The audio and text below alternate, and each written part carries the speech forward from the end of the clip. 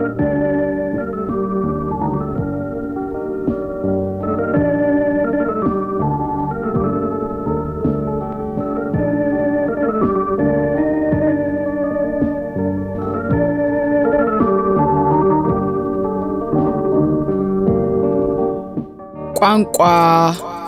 ፍቅሪ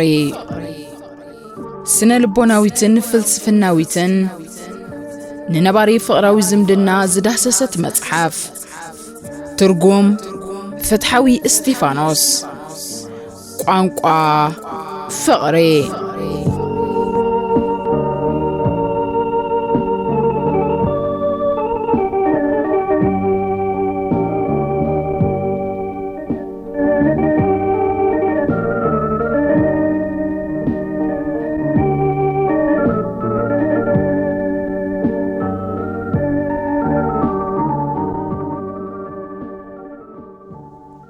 ሰላም ተኸታተልቲ መደባት ሲነማ ሰመረ ብፍላይ ድማ ተኸታተልቲ ስነ ልቦናዊትን ፍልስፍናዊትን ነባሪ ፍቅራዊ ዝምድና ዝዳሰሰት ቋንቋ ፍቅሪ ዘርእስታ መጽሓፍና ደጊምና ንተርጓሚ ናይዛ መጽሓፍ ፍትሐዊ እስጢፋኖስ አዚና ኢና ነመስገን ከም ዝመስለና ኣብ ዝተፈላለየ ናይ ፍቅራዊ ዝምድናን ኣብ ናይ ሓዳር ኩነታትን ትርከቡ እወታዊ ዝኾነ ኣረኣያ ከም ተማዕበሉ ጌራትኩም ከም ዘላ መቸም ተስፋ ንገብር ኣብ ኮመንት ውን ርእይቶኩም ይገልጸልና ኣሎ ኣብዛ ሓለፈ ክፋል ምናልባት ዘይፈተኹም ንኸይትኾኑ ኢለ ሕቶ ቀሪበ ነይረ ግን ቀጽልያ ትብሉ ስለዝበዛሕኩም ባዕለይ ክትርኸልኩም እሞ ስለቲ ርእይቶኩም ኣዝየ ዘመስግን ኣብዛ ሓለፈ ናይ ምልዋጥ ህያባት ዝዳሰሰ ትሕዝቶ ኢና ቀሪብናልኩም ነይርና ንሕጂ ድማ ማዕጻልቱ ኢና ናባኻትኩም ከነብሎ ደጋጊመ ላይክ ሳብስክራይብ ኮመንት ኣይትረስዑ ኢኹም بلو نما بالعسر سلسة خفال كنسجر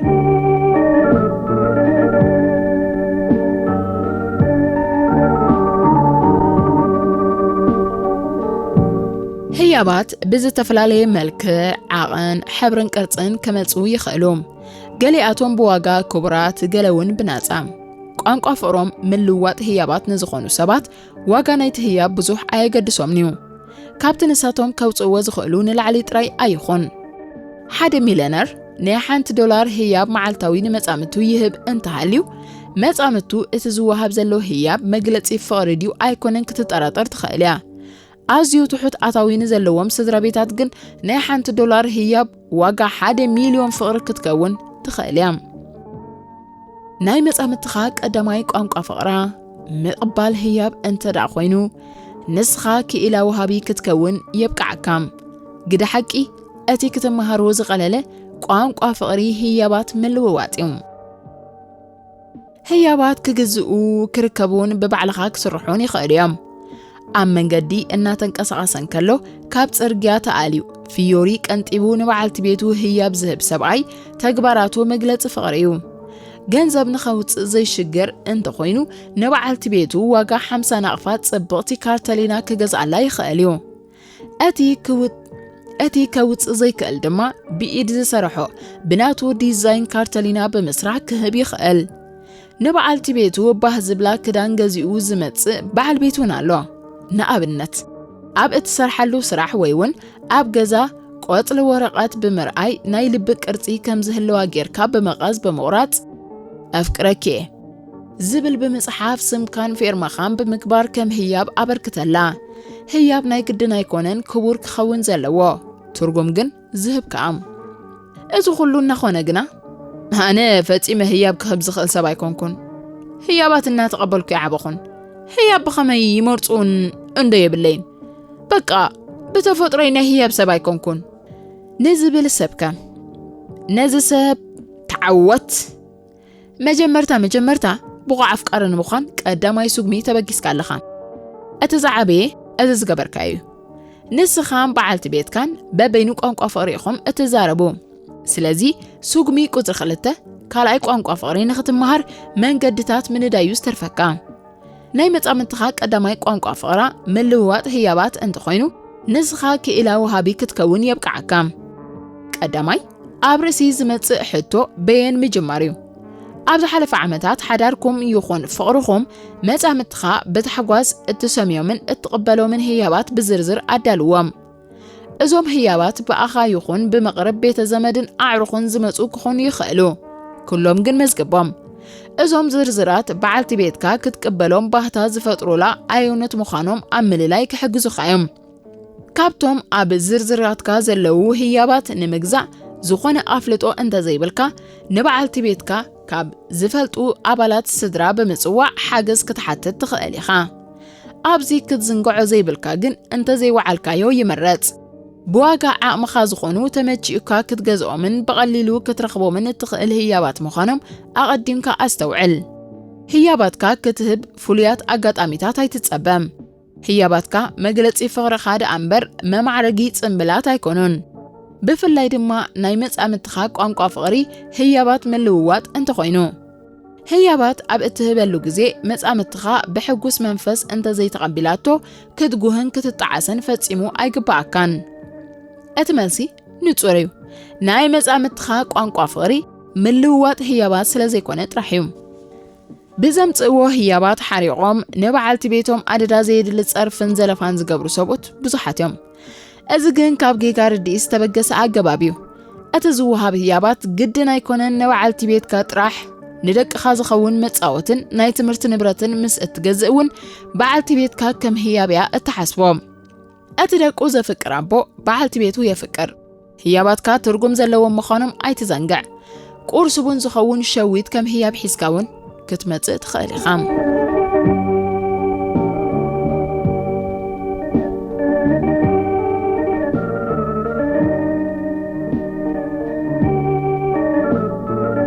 ህያባትን ገንዘብን ኣዚኻ ብቑዕ ሃያቢ ክትከውን እንተደኣ ደሊኻ መጀመርታ ኣብ ገንዘብ ዘለካ ኣረኣእያ ቀይር። መብዛሕትና ኣብ ዕላማ ኣብ ወጻጽኣ ገንዘብ ዝተፈላለየ ኣረኣእያ እዩ ዘለና። ገንዘብ ካብ ጅባና ክወፅእ እንከሎ እምበኣር በዚ ምኽንያት ኢና ዝተፈላለየ ስምዒታት ዝህልወና። ገሊና ገንዘብ ናይ ምውፃእ ልምድን ኣረኣእያን ኣለና። ገንዘብ ኣብ እነውፅኣሉ ግዜ ፍጹም ባህታ ይስምዓና። ንኣብነት ብሓባር ኣብ እንዘናግዓሉ እዋን ክኸፍል ባህ ዝብሎ ካብ ኣዕሩኽትና ሓደ ሰብ ኣሎ። ነዚ ሰብ ገንዘብ ከም ዘለዎ ከርኢ ደልዩ ብምባል እንሓሚ ብዙሓት ኢና። እቲ ምኽንያት ግን ካልእ ክኸውን ይኽእል እዩ። ብኻልእ ወገን ክርአ እንከሎ ኸዓ ገንዘብ ናይ ምዕቃብን ምውፋርን ኣረኣእያ ዘለዎም ሰባት ንዕዘብ። ብገንዘብ እንተደኣ ብልቦና ኣምፂኦሞን ኣብ ዝግብኦ መዓላ ኣውዒሎምን ፍስሓ ዝስምዖም ዓይነት ሰባት እዞም ዳሕረወት እዮም። ንስኻ ሓሻሺ እንተደኣ ኮይንካ ንመጻምትኻ ህያባት ክትገዝእ ሽግር ኣይክህልወካን እዩ። ንስኻ ከም ሰብ ናይ ምዕቃብ ገንዘብ ኣረኣእያ ዘለካ እንተደኣ ኮይንካ ግን ንመግለፂ ፍቕሪ ክትብል ገንዘብ ከተውፅእ ስምዒታዊ ምጉት ካብ ሕልናኻ ክገጥመካ ባህርያዊ እዩ። ቁጠባዊ መነባብሮና ንባዕሉ እውን ህያብ ንኽትገዝእ ዘተባብዕ ኣይኮነን። ኣስቤዛ ንምግዛእ እኳ ክንደይ ውረደይ ይቤና ንበል። ቋንቋ መጻምትና ህያብ ምቕባል እንተኾይኑ ግና ብዓቕምና ክንሕጎም ክንግደድ ኢና። ንባዕልኻ ነገራት ክትገዝእ ዘይከኣልካ ከመይ ኣቢልካ ንመጻምትኻ ክትገዝእ ትኽእል? ኣብ ናትካ ኣረኣእያ ገንዘብ ብምውፋርን ብምዕቃብን መንፈሳዊ ውሕስነት ከም ዝስምዓካ እትገብር ሰብ ኢኻ። ንገንዘብ እትገብሮ ክንክን ንስምዒታውያን ድሌታትካ ዘማላእካ ሰብ ብምዃንካ ኣብ ህያባት ገንዘብ ብምጥፋእ ፍቕሪ ክትረክብ ኣይረኣየካን እዩ። ንስኻ ገንዘብ ብምህላውካ ጽቡቕ ዝተሰማዓካ ሰብ ኢኻ። ክትፈልጦ ዝግባእካ ነገር ግን ከምኡ ብምግባርካ ድሌታት በዓልቲ ቤትካ ኣማሊእካ ማለት ኣይኮነን።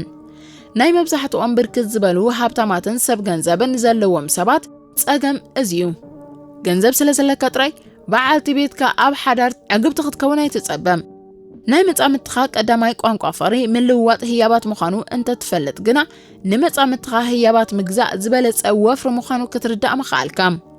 ህያባት ኣብ ምግዛእ ወፍሪ ምግባር ኣብ ፍቕራዊ ዝምድናኻ ወፍሪ ከም ምግባር እዩ። ኣብ ፍቕራዊ ዝምድናኻ ወፍሪ ምግባር ናይ መጻምትኻ ቆፎ ፍቕሪ ምምላእ ማለት እዩ። ቆፎ ፍቕሪ መጻምትኻ እንተመሊእካዮ መጻምትኻ ብዓጸፋ ንኣኻ ብዝርዳእካ ቋንቋ ፍቕሪ ክትመልሰልካ እያ።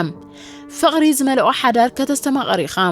ናይ ክልቲኹም ቆፎታት ፍቕሪ እንተመሊኡ ኣብ ሓዳርኩም ገነታዊ ህይወት ከተሕልፉ ኢኹም። ኣብ እትገብሮ ምዕቃብ ገንዘብ ኣይትሰከፍ። ንፉዕ ዓቃቢ ክትከውን ኢኻ። ንመጻምትኻ ኣብ ምፍቃር ምውፋር ኣብ ፍቕራዊ ባንኪ ሚልዮናት ገንዘብ ከም ምቕማጥ እዩ።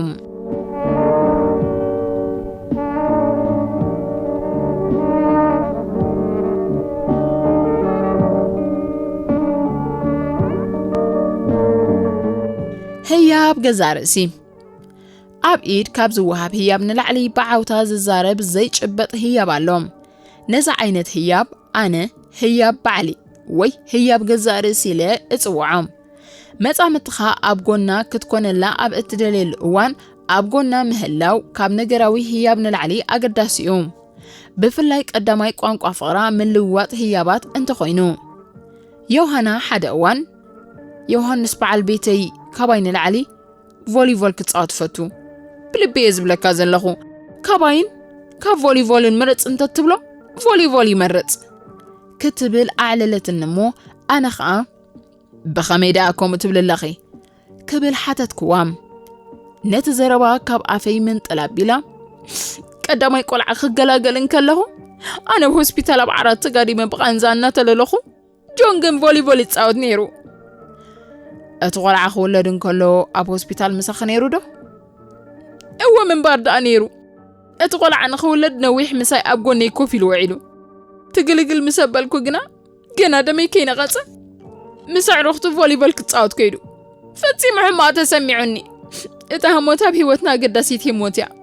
ሓቢርና ክንካፈላ እደሊ ነይረ ኣይግዳድ ጆን ግን ምሳይን ምስ ወደይን ስእሊ ወሲዱ በቃ ፀወታ መሪጹ ጆን ዮሃና ደርዘናት ዕምባባታት ኣበርኪቱላ ክኸውን ይኽእል እዩ ካብቲ ኣብ ሆስፒታል ኣብ ጎና ካብ ምዃን ንላዕሊ ግን ፍቕሪ ከድምፁ ኣይከኣሉን ዮሃና ብተግባራት በዓል ቤታ ኣዝያ ከም ሰጎደት ከቐልብ ክኢለ እቲ ህፃን ሎሚ ወዲ 15 ዓመት ኮይኑሎ ዮሃና ንወዳ እታ ጆን ዝገበራ ፍጻሜ ከምዛ ትማሊ ዝተገብረት ጌራ ብምሉእ ናይ ሓዘን ስምዒት ትዕልሎላ ሕቶይ ብምቐጻል ስምዕንዶ ዮሃና ጆን ናይ ብሓቂ ካባኺ ንቮሊቦል ከም ዘፍቅር በዛ ተመክሮ እዚኣ ጥራይ ዲኺ ትፈርድዮ ዘለኺ ልክዕ ከም ቀዳማይ ክውድእ ዕድል ከይሃበት ዘይኮነ ዶክተር ቁም ይኮነን ዶክተር ኣብ መዓልቲ ቀብሪ ናይ ኣደይ ወላዲተይ እውን ቮሊቦል ተጻዊቱ ብሓንቲ ኣጋጣሚ ጥራይ ክፈርድ ዝኽእል ሰብ ኣይኮንኩን ኣነ መልሳ ነድሪ ነይርዎ እዚ እንተዘይተፈዊሱ ሓዳር ክበታተን ከም ዝኽእል ተራእዩኒ ፈራህኩም ክፈትሖ እኽእል ምንባሪ ግን ርግፀኛ ነበርኩም ሕጂ እውን እቲ ኩነታት ከምቲ ናይ ግዜ ሕርሲ ንውሑድ ግዜ ምዃኑን ዘይምዃኑን ከረጋግጽ ሕቶ ይቀጸልኩም ኣብ ስነ ስርዓት ቀብርኻ ተሳቲፉ ዶ ናይ ግድን እምበር ናውዳ ኸይድ እዩ ካባይ ንላዕሊ ሓዘን ተሰሚዕዎ ንኣደይ ክፈትዋ ጉዲ ነይሩ ካብ ቀብሪ ምስ ተመለስና ግን ኣሓተይን ኣሕዋተይን ምሳይ መጺኦም ከብቅዑ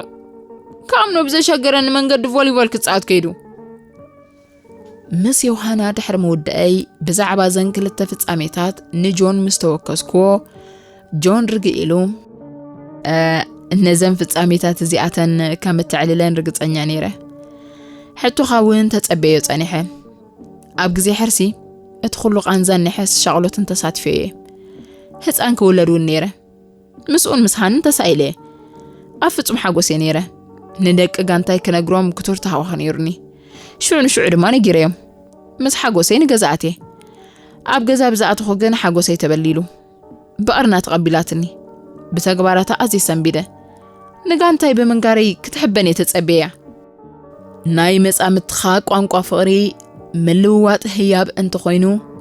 ኣብ እዋን ጸገም ዝበለጸን መጻምትኻ ክትህባ እትኽእል ህያብ ብኣካል ኣብ ጎና ምህላው እዩ ኣብ ቀብሪ ናይ ሓማተይ እትብሎ ዘላ ኸኣ ሰሙን ቅድሚ ዕረፍታ ስራሕ ኣቋሪፀ ኣብ ሆስፒታል ከኣልያ ከም ዝቐንኹን ኣብ መንበር ገዛኣ ዝተዓራረ ነገራት ነይሩ ክሰርሕ ከም ዝቐንኹን ከም ዘይትነግረካ ርግፀኛ እየ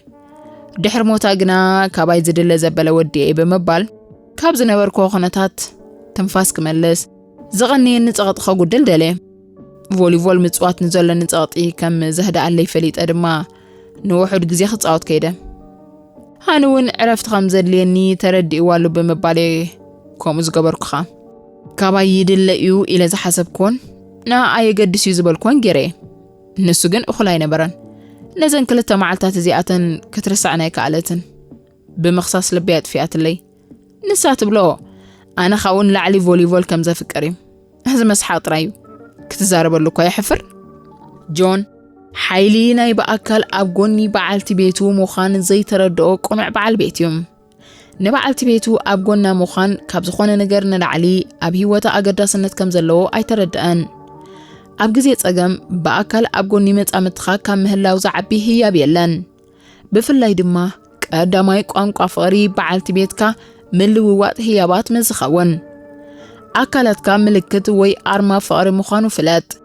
ملكت فقري انترا علي خايو دما فقري قوديلو لو مالتيوم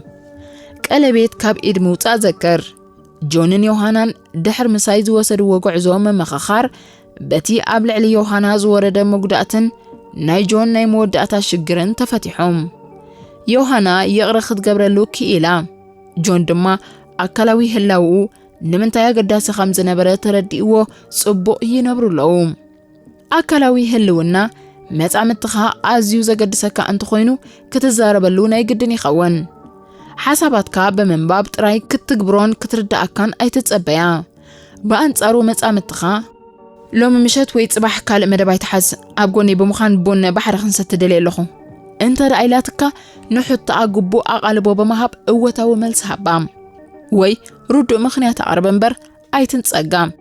من البات بحرو كين كابون مستاي نأخا أقداس خوينو زي كرأي كاي خاليو سلازي كم قلا كتبل ملس انت زيهب كالو بمدب كم او كم زقبر كايو زرد أكام حدقن يادم مايوم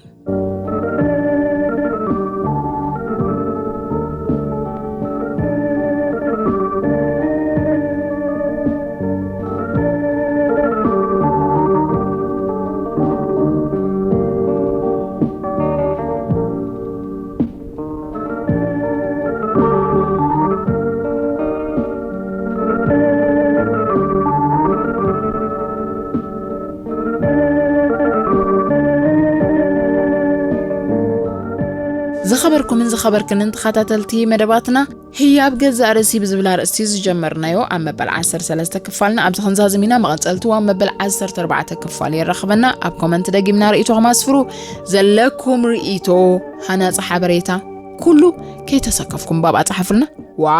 توحدنا لكم بجاكم بلو مرخمنا أما بالعسر تربعة كفالي وخوان كساب شعو سلما كتتالكم أزينا نمسكن سلب كومنت تقبروا لنا لكم بحفشة أب سينما سمر نزل لكم أبركتو خنا مسكنكم نفاتو سبسكرايب زي قبركم سبسكرايب غيركم سدرا بيتنا إذا channel كتكونوا دما دقيمنا نمحت أناكم